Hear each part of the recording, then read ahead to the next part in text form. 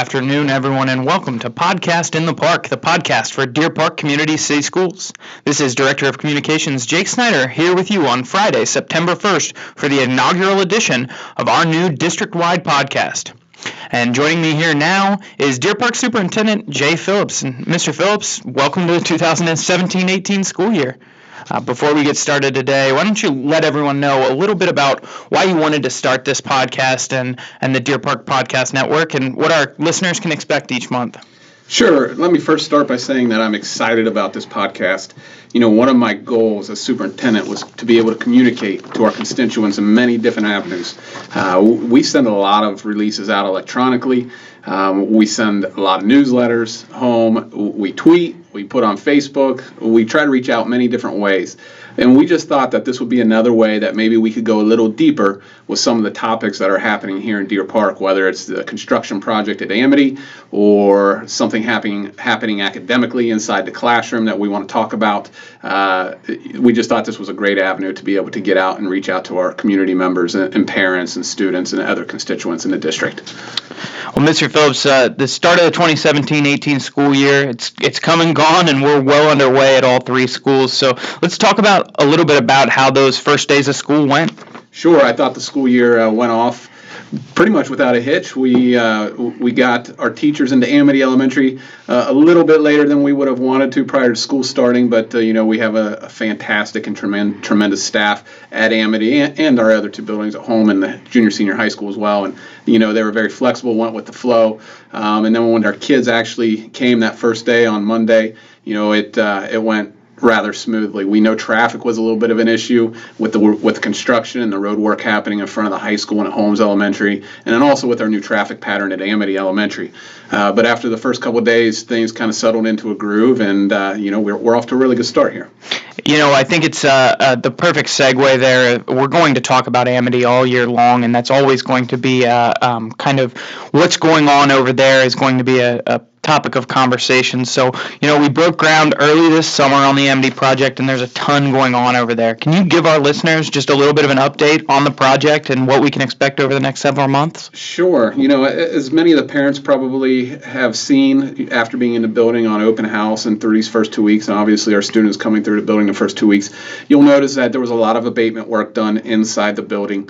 From down in the basement to the cafeteria, you'll see some exposed concrete floors and some exposed ceilings and other things of that nature. So there was a lot of abatement happening just this year to get ready for the big overhaul next summer, and also through maybe out this year during breaks such as Christmas break, spring break, and those types of things. But what everybody was seeing was all the work on the outside. Obviously, the gymnasium was demolished back at the end of July, I believe, and so that was kind of really the big kickoff. We have bright, beautiful, big windows, replacing those small old windows I think that were installed in the early 80s. And then you'll see a lot of work has been done with the soil, a lot of grading. We've put in some curb cuts already. You'll notice the blacktop on our new parking lot, where our new parking lot is going to be. That first layer of blacktop has been added, and you'll start to see little things, as the months progress. The construction of the new building will begin here shortly. You'll see, as parents may drive by on Linden and Beach, there's a temporary structure on the back of the building that is housing our mechanical room. There is also there was a new mechanical room that was built behind what is currently the cafeteria. So, little things like that, but the new addition will actually start being erected rather soon.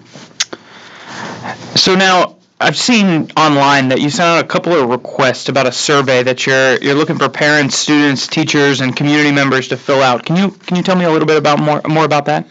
Yeah, as I mentioned before, one of the things I want to do is really reach out to our community, to our parents, to our kids, our students, and then our staff as well, to get a pulse on what's happening out there in the community. What are the priorities? What kind of priorities do our community, our business leaders, our parents, our students feel are hot button topics that, as a school district, we can address moving forward? And really what that survey is going to do is going to help me understand a little bit better what direction our community wants us to go as a school district, what kind of things that they want to see happen in our schools. I'm going to be conducting listening sessions here from now until November, where I'm going to gather a lot of this information as well. So when I take the results of the surveys and the listening sessions combined, I hope that we have a lot of information that really can help steer our strategic 5-year plan moving forward. As we kind of talk about that district accountabilities and your goals stepping into this year, we're about to see kind of take a look back onto last year and looking at the results of the 2016-17 report card. We're also going to be releasing our district quality profile over the next 2 weeks. What are those things? Tell us a little bit about those. Sure. Well, I'll first talk about the report card. I think most everyone is familiar probably with the State of Ohio report card. It is something that's released by the Ohio Department of Education. It's really primarily based on our end-of-course assessments that happen grades 3 through high school. There's other pieces that go into that. There's growth pieces, what are called value-added, which are also depending on those assessments, but it's not so much an achievement score, but it is whether that student compared to other students across the state have gained a year's worth of growth. There's a K-3 literacy indicator, which we're really excited about our early results there. Last year, our district had an F in the early literacy. This year, I believe we're going to be a B. We're very close to that A.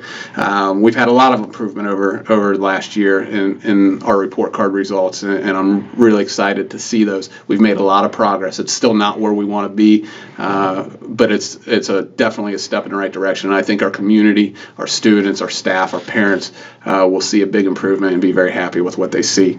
And talking about the quality profile, we know the report card is primarily an indication of how our students did on one set of tests at one specific time during the school year. And we all know there are a lot of things that happen in a school district throughout the course of the year that aren't reflected in that one assessment and in that one report card. And it's something that a lot of districts across the state are releasing.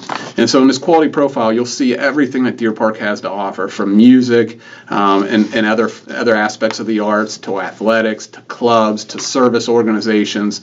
You'll see some teachers throughout the districts that have been recognized through different awards. You'll just see a lot of what Deer Park Schools has to offer. As I said, there's more to what a district offers than just one set of assessments that are given one day during the entire school year. So it really does showcase our district and shows the community and shows others outside the community what we're all about. And kind of to wrap things up here today, Mr. Phillips, I know there's something else on your agenda this year, something that you're hoping to do every single week throughout this school year, and I know you're really excited about it. So tell me a little bit about that.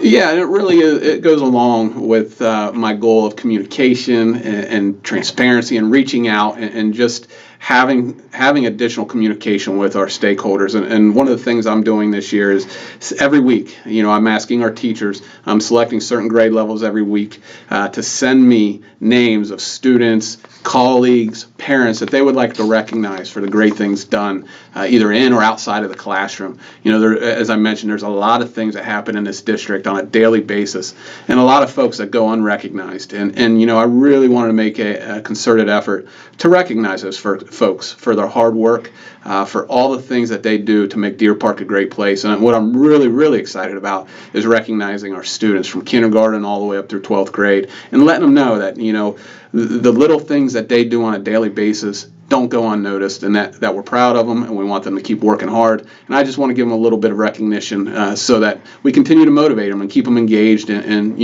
I think everybody can remember one or two times in their life, especially when they were a kid, when they received a little bit of recognition. It's probably tucked away in a box 30, 40 years later. And it means a lot to people. So I think that, really getting on that personal level and having that kind of communication and contact with our kids and, like I said, other faculty and parents, and even business leaders in our community who we want to recognize. I think just having that, one-to-one contact and letting them know that they are appreciated on a daily basis is very important and will go a long way. We'll be on the lookout for those, and thanks, Mr. Phillips, for joining us today, and thanks everyone for listening to our first ever edition of Podcast in the Park.